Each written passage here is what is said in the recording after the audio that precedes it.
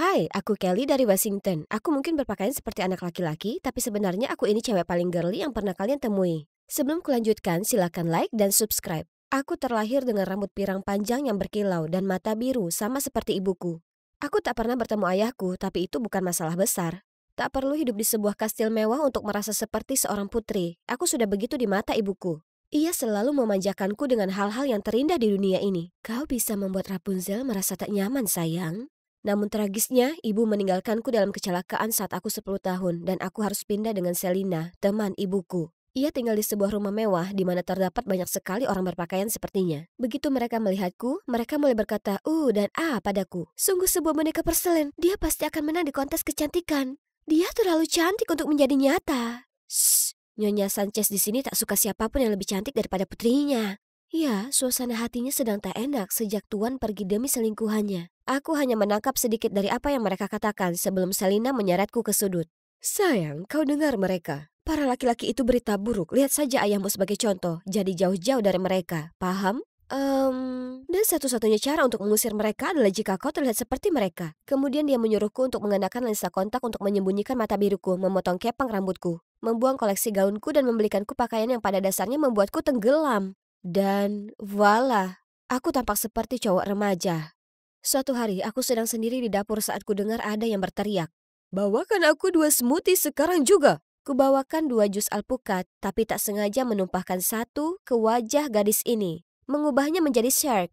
Lihat apa yang kau lakukan. Wajah malaikat putriku ini ditakdirkan untuk jadi Miss USA. Berani-beraninya kamu. Saya minta maaf, Nyonya. Tenang, Bu, wajah masker alpukat memang sedang populer. Sayangnya, aku tetap masih harus menerima hukuman. Tapi tiba-tiba gadis itu berjalan ke arahku. Hei, aku Beatrix. Ayo kita pergi dan bermain. Tapi aku... Jangan khawatir, aku di sini. Ibuku tak akan menghukummu lagi. Kemudian dia membawaku ke kamarnya. Wah, dia bahkan punya kastil di dalam.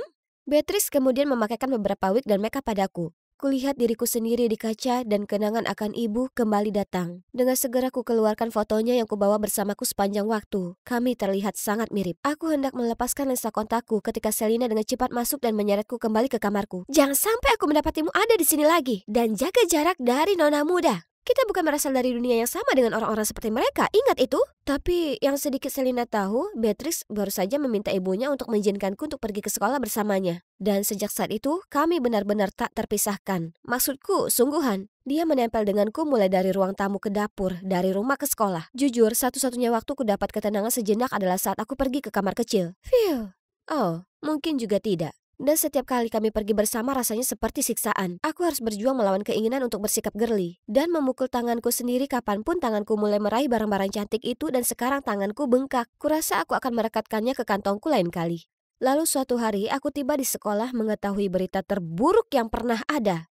Kelly, salah satu pemain rugby perempuan kami terluka, jadi aku menempatkanmu di tim. Apa-apaan ini? Aku bahkan tak tahu apa itu rugby. Ini Austin, pelatih rugbymu. Jika kau butuh sesuatu, dia orangnya. Kau mengenalnya?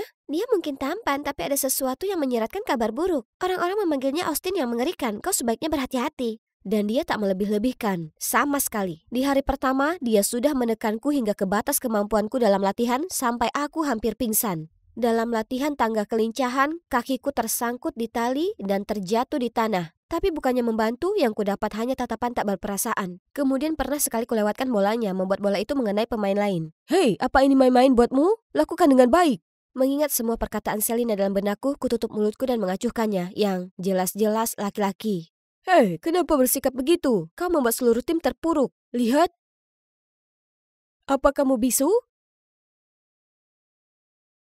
Berpura-pura bodoh tak akan berhasil di sini. Mulai besok latihan tambahan. Tak ada alasan. Beatrix benar, dia ini iblis. Aku sedang menyeret badanku yang sakit semua ini pulang setelah latihan saat kulihat ada kucing lucu dan berhenti untuk membelainya. Kucing itu kabur, jadi kuikuti dan akhirnya sampai di gerbang belakang sekolah yang benar-benar terlarang. Aku belum pernah kesini sebelumnya. Wah, lihat mural yang cantik ini. Ini sungguh memukau. Apa yang kau lakukan di sini? Austin yang mengerikan?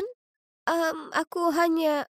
Oh, iya. Apa kau yang melukis ini? Ini luar biasa. Tentu saja bukan. Jangan mengorek-ngorek. Dia itu pembohong luar biasa. Tapi jujur saja, aku tak menyangka penyuka olahraga sepertinya tertarik dengan seni. Apalagi sebenarnya jago akan hal itu. Apa yang kalian berdua lakukan di sini? Jangan bergerak.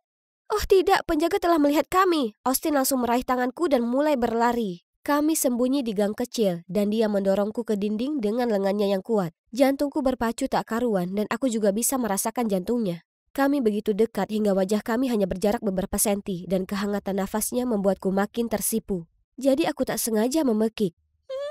Syukurlah, sebelum semuanya jadi makin canggung, penjaga itu pergi. Jangan pernah berpikir untuk menceritakan sepatah kata pun soal ini.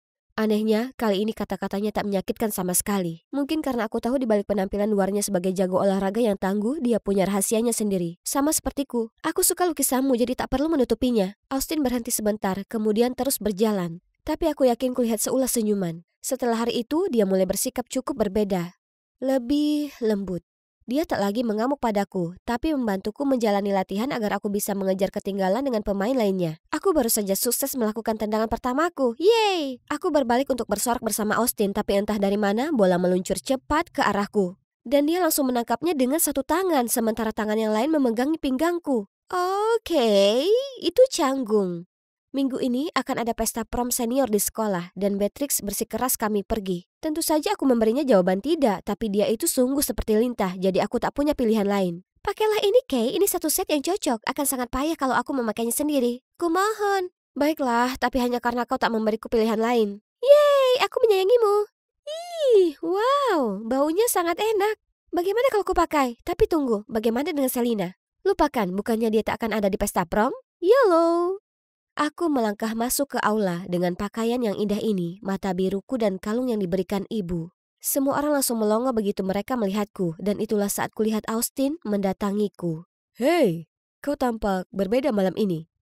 Maksudku dalam cara yang bagus, mau berdansa? Maaf, waktu khusus cewek. Kelly, lihat pojok makanan yang lezat itu. Kubilang kan kita harus datang ke sini. Oh, Beatrix, temanku di sini kelaparan, bisa tunjukkan di mana bisa mengambil makanan? Wow, tentu tampan. Kita punya cupcake, biskuit, dan bahkan brownies. Bukankah ini disebut mementingkan cowok daripada teman? Lagi pula bagus untuknya.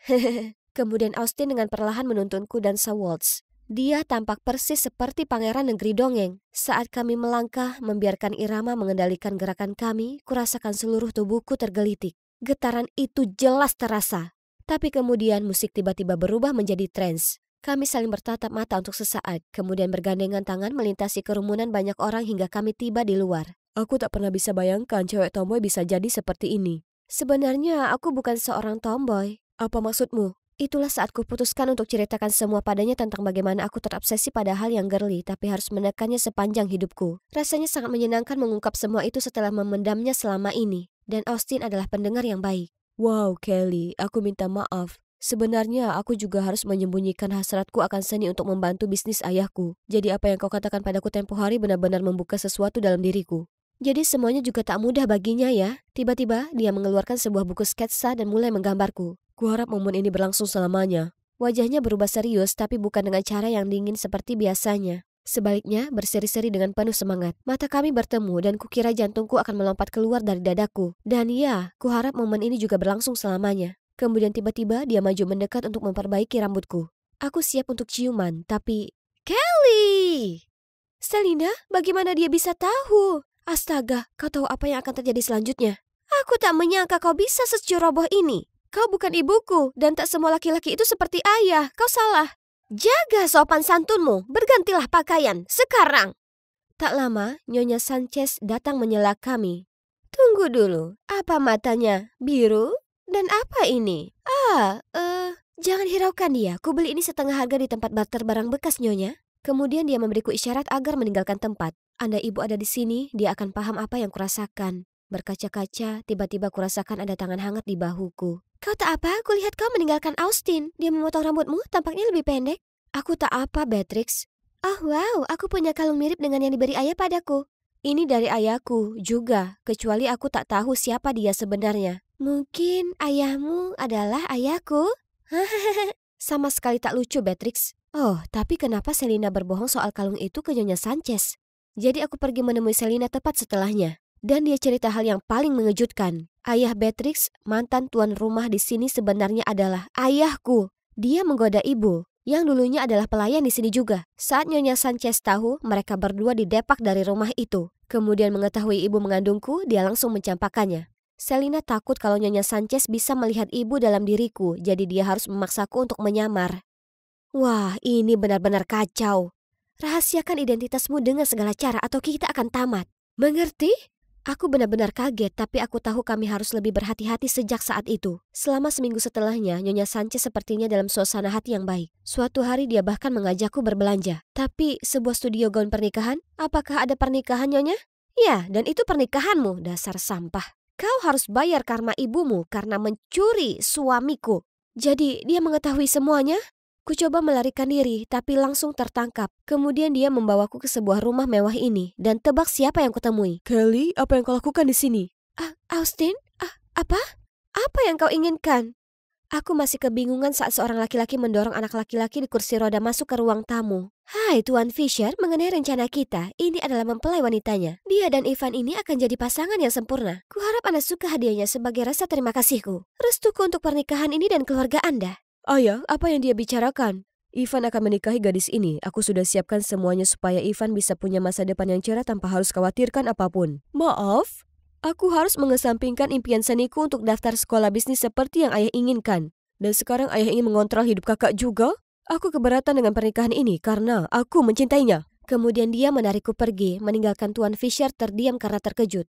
Kelly, aku minta maaf, kau harus bertemu dengan ayahku dengan cara yang sangat buruk. Aku janji tak akan pernah biarkan orang memperlakukanmu seperti ini lagi. Jangan khawatir, justru aku berterima kasih. Kata-katamu sungguh membangunkan keberanian dalam diriku. Austin menawarkan bantuan untuk membantuku membicarakan masalah ini. Tapi ini saatnya aku berjuang sendiri.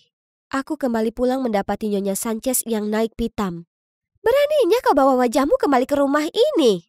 Kau wanita yang kejam, aku tak akan menikahi orang lain hanya untuk membayar hutangmu. Tepat saat itu, Selina masuk, dan dia sungguh berubah jadi banteng. Beraninya kau lakukan itu ke anakku. Aku harus menghentikannya agar tak menerjang ke arah Nyonya Sanchez. Jadi bagaimana dengan apa yang kalian semua perbuat padaku? Kalian tahu yang kulewati bertahun-tahun? Ibunya mencuri suamiku, dan kau hanya berharap aku mengabaikannya? Kemudian dia terjatuh dan mulai menangis. Tiba-tiba aku merasa tak enak padanya. Aku menyesal atas apa yang terjadi pada Anda, tapi itu tak berarti Anda harus menghukum diri Anda sendiri karenanya atau memberi hak diri Anda sendiri untuk mendikte orang lain seperti itu. Dia tak berhutang apapun dan Anda tak punya hak untuk mengontrol hidup orang lain. Tepat setelahnya, aku dan Selina mengemasi barang kami dan pergi meninggalkan rumah. Berjalan melewati pintu itu, kami merasa lebih bebas lebih dari sebelumnya. Setelah semua drama itu, kami butuh waktu untuk mengembalikan hidup kami ke jalur yang benar. Dari semua uang yang Selina tabung selama bekerja menjadi pelayan, dia bisa membuka toko rotinya sendiri dan mengambil alih kembali kendali atas hidup kami. Dan begitu juga aku. Aku akhirnya kembali ke gayaku seperti putri. Tapi setelah semua hal gila yang terjadi, ada hal yang tak pernah berubah. Ya Tuhan, kini kita saudara tiri. Yeay! Ibuku bilang dia merasa sangat bersalah atas apa yang terjadi, tapi memintaku untuk tetap merahasiakannya. Ups. Dan tentang cowok itu yang kau tanyakan, dia menyelesaikan masalah dengan ayahnya dan coba tebak, sekarang dia bersekolah seni. Oke, sekarang miringkan kepalamu ke kanan. Ya, seperti itu. Astaga, gaun itu membuatmu tampak seperti putri negeri dongeng. Siapa yang berani membuat sang putri terdiam seperti patung selama lebih dari 1 jam? Hah? Si seniman menawan? Shh, sudah hampir selesai. Kumohon.